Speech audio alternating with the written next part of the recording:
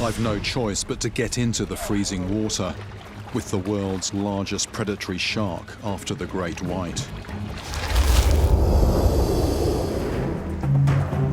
I've had a call from Paul, one of the tracking team, who has just witnessed a bull shark attack right off the harbour wall. This is the victim, is it? It was incredible.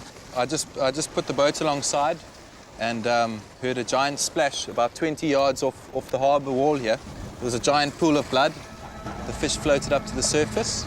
One of the reasons bull sharks got their name is because they are known to ram their prey before they kill it. This can clearly be seen by the marks along the side of this cob.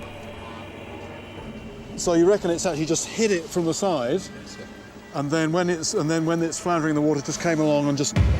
I mean that is just muscle, but that's a killer blow, isn't it? I mean, straight through. A battering ram armed with razor-sharp teeth. That's about the thickness of my leg, which is quite disconcerting, and it's gone right through the backbone as well, just clean through. This is actually the biggest cob that I've seen so far, and that is without the final third, which is out there somewhere inside a shark. There we go. That is a bull shark. Hammered, quite a big mullet, a couple of pound mullet, and just took off. I think we're ready to bring it in the back of the boat, actually.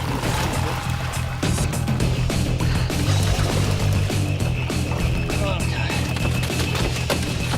This one's none too happy to see me. But after the hook's out, it becomes easier to handle. It's 4.5 feet long, around a third of the length they can reach. Boat's rolling around a little bit at the moment, side onto the tide and rolling a little bit. So with something like this, mouthful of teeth, got to be a wee bit careful. The teeth are partially obscured by thick gums, but the tips are as sharp as scalpels. That's good to actually see one of these animals close up, get my hands on one, that's what I wanted.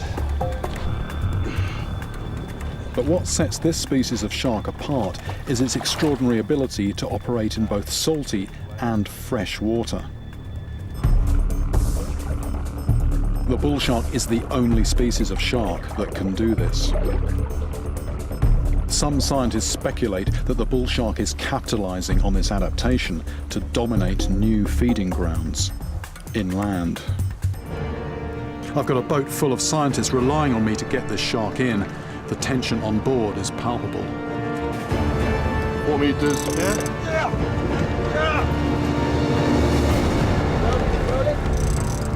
Okay, I've got the line. If it goes, it can go without the line catching anybody. Put that line around the. Right, have you got the tow strap round? Yeah. Good. Okay, brilliant. Got a good hold? Yeah. Okay.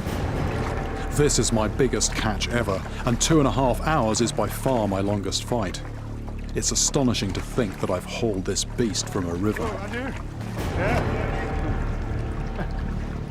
But I was lucky to get it in at all, because it was foul hooked in the side, snagged on a flap of skin between the gill slits.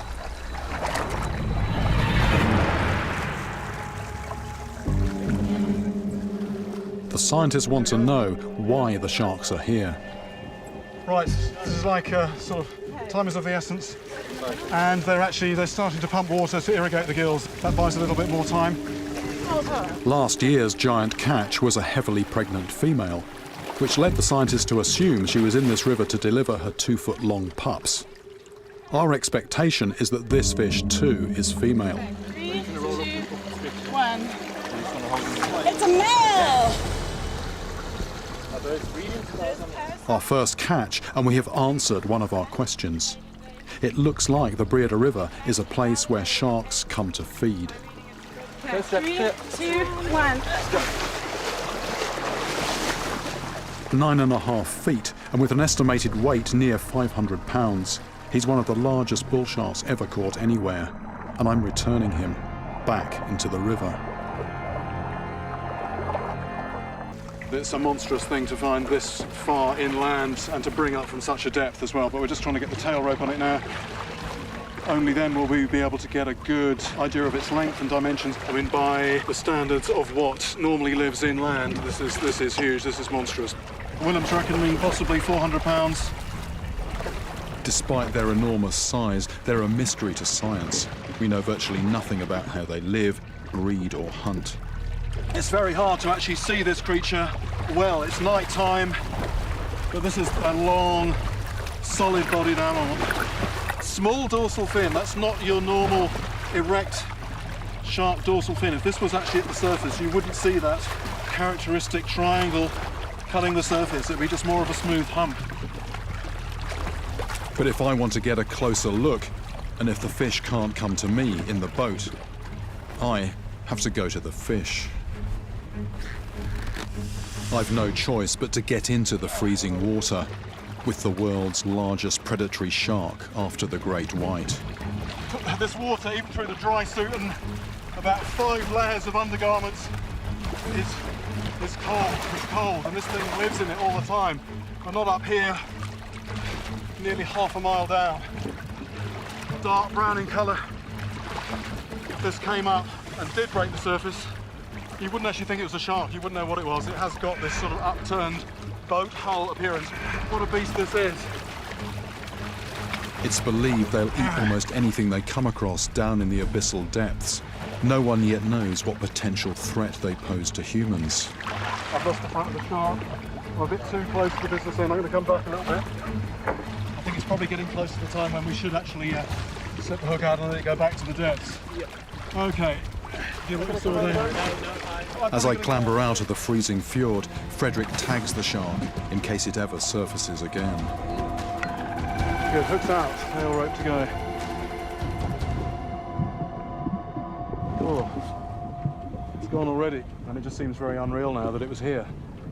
I almost need to pinch myself that this is inland. This is a fish that is huge by inland standards. Not just a large creature, but a very, very extraordinary creature, and something that very, very little is known about. A lot of people, even living around here, no idea that creatures like that are almost right under their noses.